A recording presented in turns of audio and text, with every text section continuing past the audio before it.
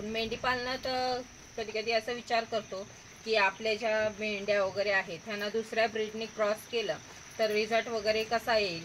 तर कसं आहे ना, आपल्याला जर कटिंग मार्केटसाठी वगैरे करायचं असलं तर मात्र आपण हा सर्व डायरेक्टली जेवढ्या आपल्याकडे मेंढ्या आहेत त्या दुसऱ्या मेलने आपण सर्व मेंढ्यांना क्रॉस नाही करायचंय। तर पहिला आपल्याला अभ्यास करायचा आहे थोडा। तर अभ्यास म्हणजे 2-3 मेंढ्यांना आपण वेगळं सेपरेट ठेवून त्यांना तो मेंढा क्रॉस करायचा आहे आणि नंतर त्याचा होणारा रिझल्ट, त्याचे रिजनरेशन कशा क्वालिटीची वगैरे होत आहेत हे आपल्याला लक्षात येतच मग थोडं थोडं। आणि त्याच्यानंतर जर आपल्याला तो जी त्याच्यापासून होणारी जनरेशन आहे ती जर आपल्याला योग्य वाटली आपल्या मार्केटसाठी वगैरे, त्यांची क्वालिटी वगैरे चांगली वाटली तर मग बाकीच्यांनाही केलं तरी चालेल। पण सुरुवातीला सर्वच मेंढ्यांना क्रॉस करते वेळी धोकादायक ठरू शकतं। जसं आता ह्या माझ्या नारी सुवर्ण मेंढ्या आहेत, ह्यांना समजा मी दुसऱ्या मेलनी वगैरे क्रॉस केलं आणि ह्यांचा म्हणजे एक गुणधर्म असा आहे की ही 3-4 पिल्लं देण्यात चांगली, त्यांचा म्हणजे तेवढे गुणधर्म चांगला आहे त्यांचं, 3-4 पिल्लं देऊ शकतात। पण समजा मी एखाद्या दुसऱ्या मेलनी ह्याला क्रॉस केलं नारी सुवर्ण मेलनी न करता आणि त्याचे गुण ह्यांच्यात जर उतरायला लागले, जसं आता ह्यांचे जे आहेत 3-4 पिल्लांचं आहे त्यामुळे त्याचं जर समजा 3-4 पिल्लांचं नसेल, एकच पिल्लाचं असलं आणि ते जर असतेच ते ह्याच्यात गुण उतरायला लागले तर मग मात्र कसं आहे की आपण सर्व मेंढ्यांना क्रॉस करून बसू आणि त्याच्यानंतर त्याचे गुणधर्म ह्यांच्यात यायला लागल्यावर आपलं धड म्हणजे कुठली ब्रीड होईल तीच माहित नाही पडणार। धड नारी सुवर्ण पण नाही, दुसरी पण नाही, समजा तुम्ही दुसरं कुठलाही केला तर ती पण जात येणार नाही, ही पण येणार नाही आणि दुसरंच काहीतरी बनेल आणि एक करायला जाईल आणि दुसरंच काहीतरी होऊन बसेल, असं व्हायला नको। ह्यासाठी आपण जेव्हा पण मेंढी पालनात एखादा मेल नवीन म्हणून क्रॉस करायला घेतो त्यावेळेला सर्वच मेंढ्यांना क्रॉस नाही करायचंय, तर आपल्याला सुरुवातीला 1-2 मेंढ्यांनाच क्रॉस करून बघायचं आहे। कारण कसं होतंय की आम्ही हा जी आमच्याकडे विजापुरी आहे त्या विजापुरीला आम्ही आमच्या नारी सुवर्ण मेलनी क्रॉस केलेली होती, पण असं झालं की नारी सुवर्ण पण झालं नाही आणि विजापुरी पण झालं नाही, ती गाभाळली। त्यामुळे मग पुन्हा तर काय मग हेच फॅमिली ते सोडूनच दिलेला विषय।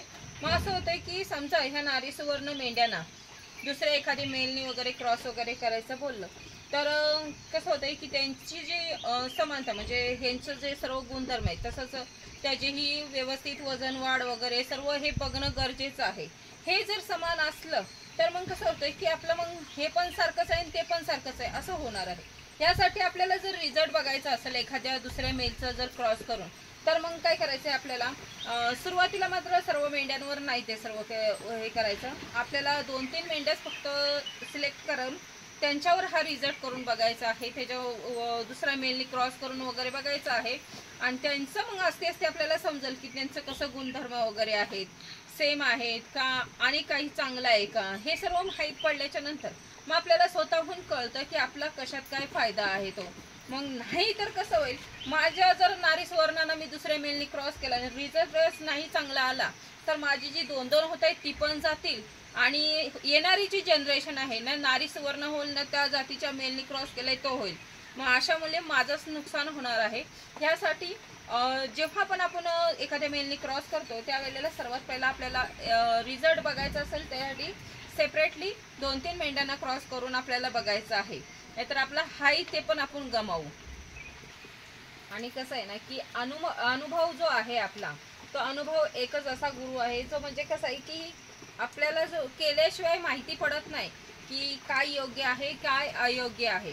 तसं बोलायला गेलं तर आता क्वालिटी आपण जो मेल वगैरे बदलतो, ब्रीड वगैरे बदलतो मेंढ्यांसाठी वगैरे, त्या ह्या विचारानं बदलतो की ह्यांची जी क्वालिटी आहे वजन वाढ वगैरे हे कशा प्रकारे होते, वाढते का आणि चांगला रिझल्ट येतो, ह्यासाठी आपण ब्रीड वगैरे बदलतो।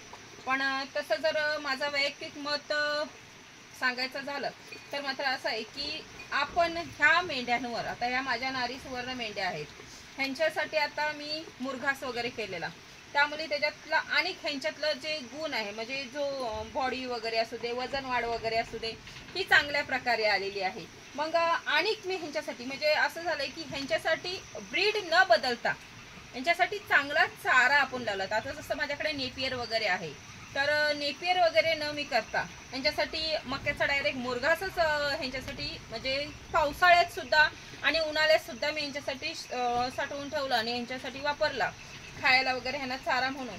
तर जी क्वालिटी मला पाहिजे ती तशीच क्वालिटी होणार आहे। मग ह्यासाठी ब्रीड वगैरे बदलणं अशी काही गरजेचं नाही आहे, तर चारा बदलणं गरजेचं आहे, चारा क्वालिटीचा ह्यांना देणं गरजेचं आहे। आता पावसात बघायला गेला तर माझ्याकडे अशा काही मेंढ्या आहेत ज्या मेंढ्यांची वजनच वाढत नाही। मग असं नाही की आम्ही खायला घालत नाही वगैरे, पण कसं आहे की आमच्याकडे थंडी जास्त आहे, थंडीमुळे काही आता समजा थोडंफार सोडतोय वगैरे त्यामुळे पाणी वगैरे जास्त गवतासोबत जात असेल तर ती खात नाहीये आणि सुका चारा तर त्यांना आहेच आहे। माशामुळे त्यांची बॉडी वगैरे कमी होत असेल, पण उन्हाळा जसा पडला आता दसऱ्याच्या नंतर जसं ऊन पडलं की मात्र त्यांची जी बॉडी उन्हात असते तशी पुन्हा होते।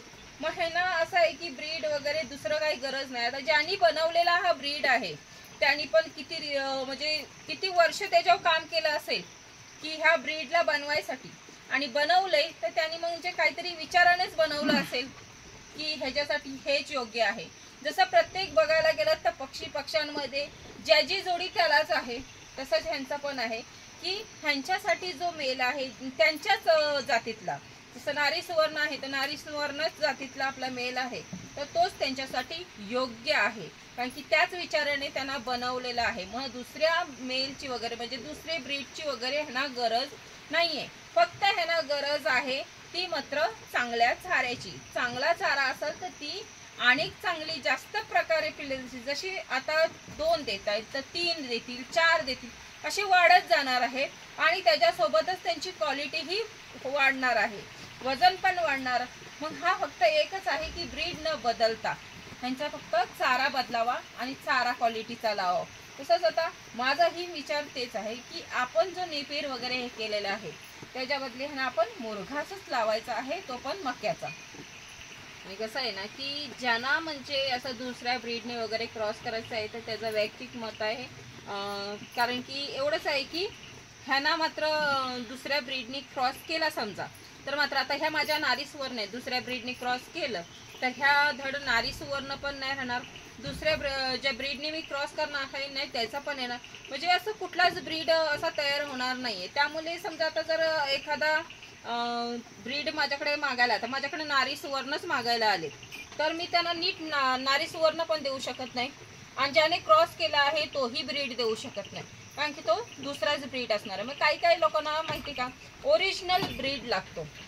कधी पण बघावा की एखादे म्हणजे आता आली तर बघायला वगैरे किंवा एखाद्याला विचारलं जातं की त्याच्याकडे कुठलं ब्रीड आहे, त्यावेळेला मात्र ठामपणे कुठला ब्रीड आहे सांगू शकत नाही। ह्यासाठी जे ब्रीड आहे त्याच ब्रीडनी क्रॉस करा आणि त्याचाच रिझल्ट चांगला येईल। फक्त मुरघास वगैरे असा चांगला चारा असला तर मग रिझल्ट मात्र चांगलाच येतो। मग प्रत्येकाने मात्र कसं होईल की आणि ज्याला क्रॉस करायचं आहे त्याने मात्र कसं आहे सर्वच हे करू नका, त्याने काय होईल आपल्याकडचं मात्र जे सोनं आहे ते गमावून बसू, कारण की धड हा पण नाही धड तो पण नाही, त्याच्यात मग आपलं आता सोनं आहे। आता आमचं तर नारी सुवर्ण सोनच आहे, जर समजा ह्याला जर विचार केला क्रॉस करायचं तर माझे नारी सुवर्ण पण मी गमावून बसत, नीट नारी सुवर्ण पण येणार नाहीत। ह्यासाठी ज्यांना कोणाला क्रॉस करायचा आहे त्यांनी मात्र 2-3च मेंढ्या अशा वेगळ्या ठेवा, त्यांना क्रॉस करा दुसऱ्या ब्रीडने करायचं असं ते, आणि जी तुमच्याकडे ओरिजिनल जात आहे ती ओरिजिनल जात आहे ती जपून ठेवा, कारण की ओरिजिनल ते ओरिजिनलच असतं।